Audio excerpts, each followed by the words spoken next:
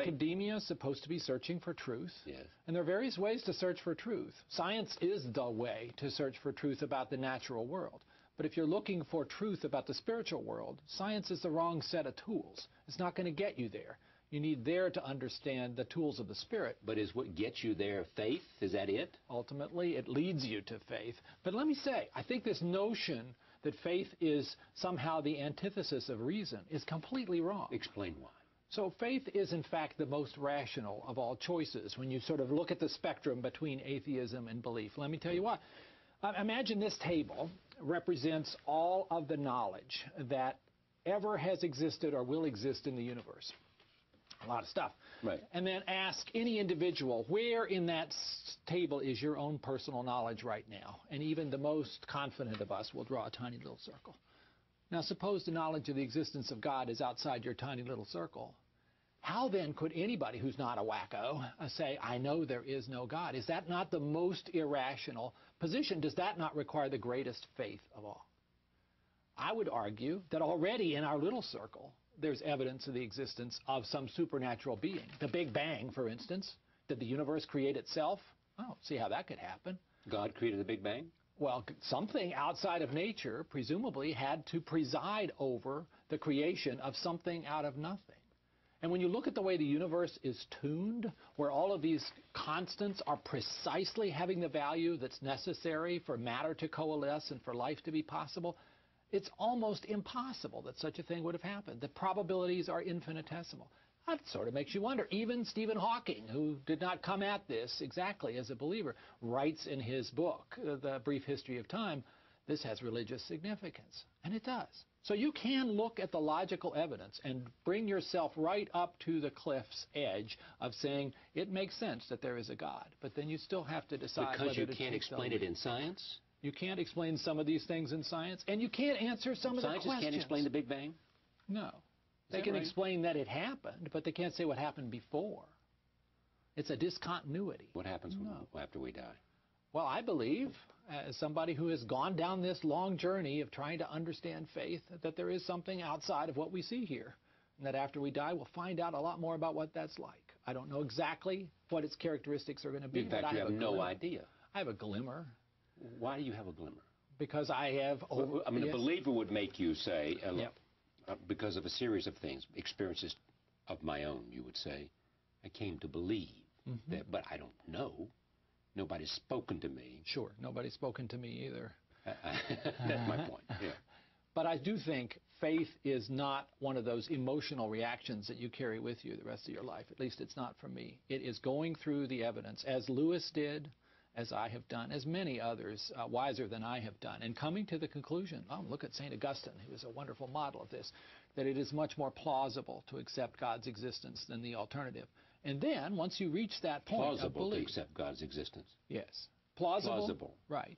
So again, when you put the unexplained versus the explained, the only way you can figure out the unexplained is to say it must be God. This certain things. I think the evidence is more consistent with that than the alternative. Again, I think agnosticism is an entirely intellectually justifiable position, which is the alternative of simply saying, I can't know. I think atheism is not a logical position. But agnosticism is a little thin. Oftentimes it is not the agnosticism of, I've considered all the evidence and I don't think it's possible to know. Oftentimes it's just like, I don't really want to deal with this. So it's more comfortable to take a position of it's unknowable, when in fact that's confusing the unknowable with what might be known if one did some more searching. And what I did when writing this book was try to describe my own pathway towards that searching as a scientist, and to argue something that I think has been lost a lot lately, that is that the scientific worldview and the spiritual worldview are entirely compatible. They coexist within me on any given Thursday afternoon. They make my practice of science more meaningful because it's also an investigation of God's creation. They make my faith more meaningful as well. And the idea that this harmonious middle ground between the extremes of shrill atheism on the one hand and fundamentalist Bible-thumping saying that science can't be trusted on the other, that middle ground needs to be supported, encouraged, and young people need to know especially that it exists, because it may be hard to tell these days. Richard Dawkins on this show also said, take a look at this. I'm an atheist, but most evolutionists in America would probably pay lip service to the idea that there is no contradiction between them, and that people who want to believe in God do so long as they don't trespass on science's turf. What's the best thing you can say about faith? Not a lot. I mean, I think faith is pernicious because it teaches people, especially teaches children, that believing something without evidence is a virtue. And in extreme cases, it teaches people Or is it just believing about one thing as a virtue? Either way, I think it's a bit pernicious because I think that children should be taught to seek evidence. They should be taught to be skeptical. If they're told something, they should immediately say, what's the evidence for that? Whereas faith teaches you not to ask for the evidence. It teaches you this is true because it's true because it's true. You just have faith and you don't have to justify it. Richard Dawkins, a popular scientist from Cambridge and very articulate and very articulate guy. You would part company with what he said? I would agree with what he said, that we should teach young people to seek the evidence before drawing a conclusion. That's what drew me to become a believer after I had been an atheist. When I went and looked at the evidence, it was more convincing to me to believe in God than not to. The mistake that I think Dawkins makes is he only accepts scientific evidence as any criterion for making a decision. If God exists, God is outside of nature. Science is the way we investigate nature. It does not help us with this question of God. Let me put this finally into the picture. You and Craig Venter got lots of credit for mapping the human genome. Did that have an impact on any of this? Because, as you and I had many discussions at that time on this show, one of the results of that was to help us ask the question, what makes us human? Mm-hmm. Well, I had been a believer for a couple decades before that came along. For me, doing science was an opportunity to glimpse a little bit of the mind of God. And that certainly was true of reading out the letters of the human DNA. It is, in my view, this wonderful language that God spoke into being, bios, life, through he logos. Spoke into being, meaning? So in the beginning was the Word, and the Word was God, and the Word was with God, the opening words of the first chapter of John. God as the Word, speaking life, speaking peace, speaking love into the world is a very fundamental part of Christian belief. But the Word, interestingly, is also a language. DNA is a language. We're getting a little metaphysical here, but it seems to me if you're willing to accept that evolution had a purpose, that the why was actually God's intention of creating us, then this language you can think of in a certain metaphorical way as God speaking into being, this wonderful double helix with its 4 letters, spelling out information for every living thing in this wonderful, diverse planet we live on. Finally, for me, where are we in mapping the human genome, your science hat? Because that was just the beginning. Yes. What we would learn from it, what we would do with it. Tell me what's happened since, was it 2000? 2000, we had the draft. Right. The finished sequence was completed in April 2003. Okay, 3 years later. So now, 3 years after that, we are well along with applying that to medical benefit, which was always the point. I'm a physician. The reason I got excited about this project was its hope to transform the practice of medicine.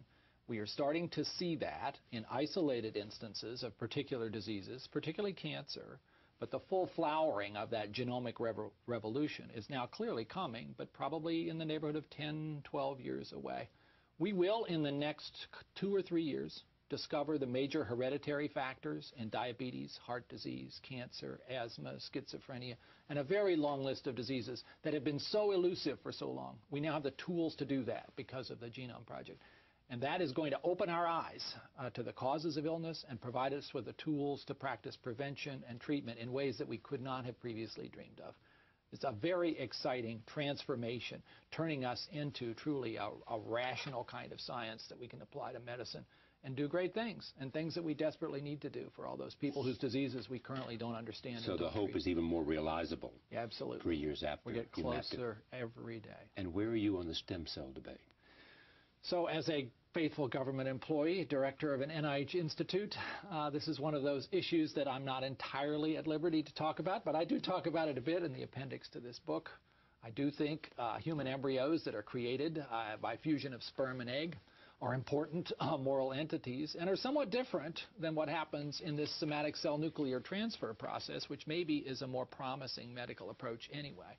But I think our main problem with stem cells is we've muddied up the whole thing.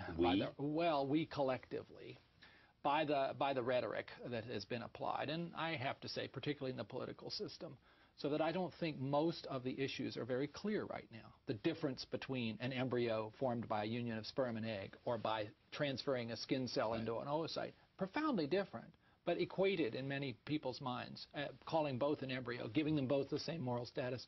We need to at least step back from those dug-in positions if we're going to make any headway. It's always great to see you.